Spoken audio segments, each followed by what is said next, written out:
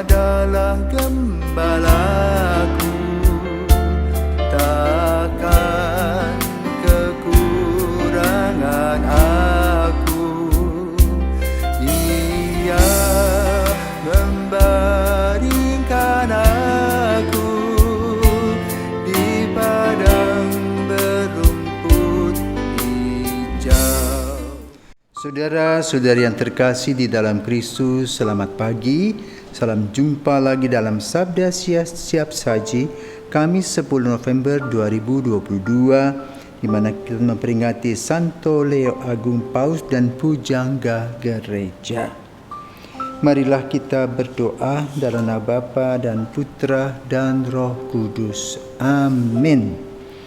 Pemimpin mulia Bapa bijaksana yang hari ini kita peringati, kini berjaya penuh sukacita di surga baka. Pengganti Petrus mewakili Kristus Gembala umat di seluruh jagat, pemegang kunci yang menguasai pintu surgawi. Semoga kita ditolong doanya dan menerima pengampunan dosa yang dihantarkannya menuju ke surga menghadap Bapa. Dimuliakanlah Bapa Maha Murah bersama Putra Penebus dunia, Roh Kudus pula penghibur gereja selama-lamanya. Tuhan benteng pertahanan kami, gereja-Mu Kau alaskan pada Petrus wadas kokoh kuat yang takkan digoncangkan oleh serangan kerajaan maut. Semoga berkat doa Santo Leo Agung gereja-Mu berdiri teguh dalam kebenaran dan tetap dilindungi dalam damai. Demi Yesus Kristus Putra-Mu dan pengantara kami yang hidup dan berkuasa bersama Dikau dalam persatuan Roh Kudus Allah sepanjang segala masa. Amin. Tuhan bersamamu dan bersama rohmu. Inilah Injil Yesus Kristus menurut Lukas. Dimuliakanlah Tuhan. Sekali peristiwa, orang-orang Farisi bertanya kepada Yesus, kapan kerajaan Allah datang? Yesus menjawab, kerajaan Allah datang tanpa tanda-tanda lahiriah. Tidak dapat dikatakan, lihat, ia ada di sini atau ia ada di sana. Sebab sesungguhnya kerajaan Allah sudah ada di tengah-tengahmu. Yesus berkata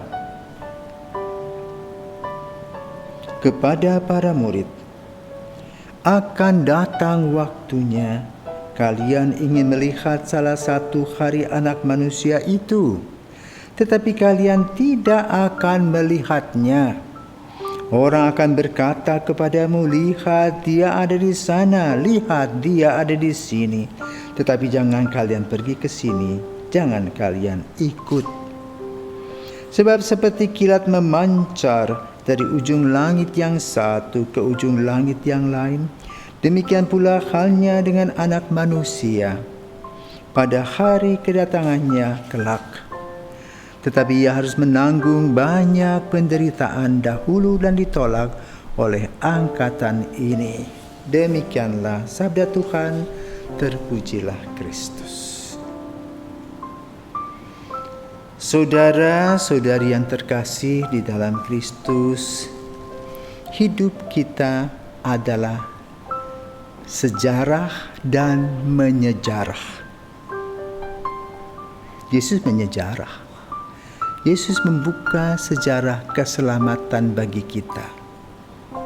Apa yang dilakukannya? Yesus memilih para murid, para rasul awal, 12 rasul, dan pergi bersama-sama mereka. Yesus melaksanakan kasih kepada mereka dan kepada sesama lainnya, membuka mata dan hati mereka untuk pelayanan kasih, berkarya, bersabda, dan juga mempertobatkan manusia.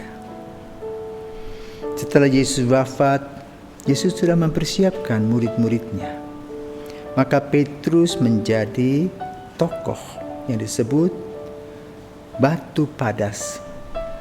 Dikatakan oleh Yesus, di atas batu karang ini aku akan mendirikan gerejaku. Maka kemudian Petrus pergi bersama Paulus ke pusat dunia, kota abadi, yaitu Roma. Nah, di sanalah gereja bertumbuh dan berkembang. tibalah saatnya. Sekitar 320 tahun sesudahnya, lahirlah seorang paus bernama Leo Agung yang pertama. Dan dalam sejarah baru ada 4 orang paus yang disebut agung. 1, Leo Agung, Gregorius Agung yang menciptakan lagu Gregorian, Niko Agung, dan Yohanes Paulus II Agung. Kenapa disebut agung? Karena dia mempunyai ciri khas. Sekitar tahun 400-an, gereja sedang dilanda kesulitan.